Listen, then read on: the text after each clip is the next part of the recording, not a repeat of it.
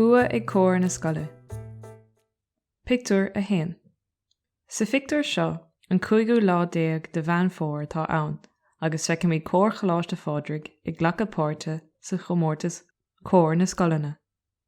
Tá idir chalíní agus bhuachalí sa chór agus tá siad gléasta ina néad Scoile. Tá an comórtas siúl is stúdio de chuid RTE.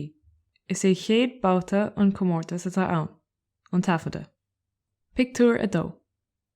Sa pictiúr seo chur an ionadaí RTE gléach phríomhid na Scoile tá scoil deiscéalacha.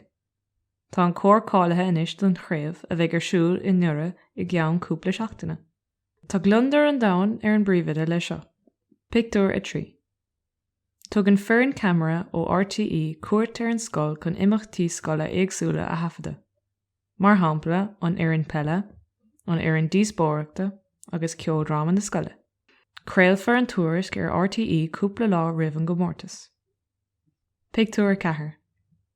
Sa pictiúr seo buineann na daltaí antainmh as an tuairisc agus darnáig tá siad bís nuair a eicinn siad iad féin an telefís. An sin, tá an lá mór taca, agus tá cór na Scoile an mos a meallach go dtire. Pictiúr a 5. I pictiúr a 5 feicim iad cór na Scoile thuas stáite I hala na mílíse. Tá siad ag canna le chéile go glóite agus tá an múntóir ceol stúrtha. Tá an lucht éisteachta agus na moltóirí réan ag éisteach lo go géir. Tá fearr sa chuoine ag tafada an chór chomá.